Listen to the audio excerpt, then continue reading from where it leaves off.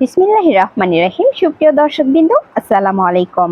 APL এর সৌজন্যে দেশের সেবা চ্যানেলের পক্ষ থেকে সকল ডিলার ও খামারি উদ্যোক্তা, নতুন ও পুরাতন ভাই ও বোনদেরকে জানাই আন্তরিক শুভেচ্ছা ও অভিনন্দন।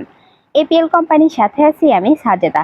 প্রিয় দর্শক, আজকে আমি আপনাদের সাথে আলোচনা করব মুরগির টিকার কার্যকারিতা নষ্ট হওয়ার কারণ।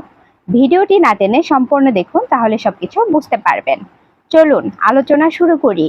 টিকার সঠিক ব্যবহার পদ্ধতি না জানলে, মেয়াদ উত্তীর্ণ টিকা ব্যবহার করলে, নির্দেশ মতো টিকা সংরক্ষণ ও পরিবহন না করলে, যথাস্থানে ও যথানিয়মে টিকা না দিলে, সরাসরি খেলার মাঠে সূর্যের আলোতে টিকা ব্যবহার করলে, একই সময়ে দুটি ভিন্ন ভিন্ন রোগের টিকা প্রদান করলে, সঠিক রোগের টিকা না জানলে, মুরগিকে যে রোগের বিরুদ্ধে ভ্যাকসিন দেওয়া হয়েছে যদি ওই রোগের জীবাণু পূর্বেই মুরগির শরীরে সুপ্ত অবস্থায় থাকে, তবে ওই ভ্যাকসিনের কার্যকারিতা হবে না। এজন্য কোনো মুরগির ঝাঁকে রোগের লক্ষণ দেখা দেওয়ার পর ওই ঝাঁকে কোনো সময়ে ওই রোগের বিরুদ্ধে ভ্যাকসিন দেওয়া উচিত নয়। ব্যতিক্রম রানীক্ষেত রোগ। সাধারণত রোগ জীবাণুর স্ট্রেইন টাইপ এবং ভ্যাকসিনের স্ট্রেইন টাইপ এক হওয়া প্রয়োজন, অন্যথায় ভ্যাকসিন প্রয়োগ করার পরও পাখি রোগে আক্রান্ত হতে পারে।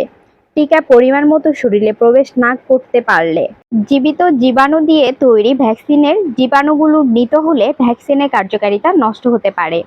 ভ্যাকসিন দেওয়ার যন্ত্রপাতি পরিষ্কার এবং জীবাণুমুক্ত না হলে ভ্যাকসিনের কার্যকারিতা নষ্ট হতে পারে। খাবার পানির মাধ্যমে ভ্যাকসিন দেওয়ার সময় ক্লোরিনযুক্ত পানি ব্যবহার করা হলে ভ্যাকসিনের কার্যকারিতা নষ্ট হয়ে যায়। ভ্যাকসিন পানির সাথে মেশানোর সাথে সাথে ব্যবহার করতে হবে, সংরক্ষণ করা যাবে না। ঠান্ডা ভ্যাকসিন ব্যবহারের সময় ভ্যাকসিন ফ্রিজ থেকে বের করার পর 15 থেকে 25 ডিগ্রি সেলসিয়াস তাপমাত্রায় আসার পর প্রয়োগ করতে হবে। প্রয়োগের পূর্বে ভালোভাবে ঝাঁকিয়ে নিতে হবে। বোতল খোলার পর গ্রীষ্মকালে 4 ঘন্টার মধ্যে ও শীতকালে 8 ঘন্টার মধ্যে ভ্যাকসিন ব্যবহার করতে হবে, অন্যথায় ভ্যাকসিনের কার্যকারিতা ব্যাহত হতে পারে এবং ভ্যাকসিন নষ্ট হয়ে যেতে পারে।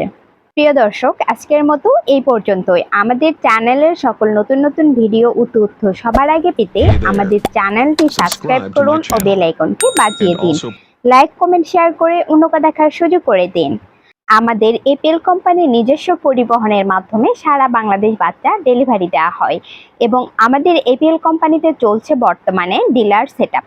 যারা ডিলার নিতে চান এবং ডিলার পলিসি সম্পর্কে জানতে চান, দ্রুত আমাদের কল সেন্টারে যোগাযোগ করুন। প্রিয় দর্শক, আজকের মতোই এখানে বিদায় নিচ্ছি। আশা করি সবাই সুস্থ থাকবেন, ভালো থাকবেন। Batter APL, batter life.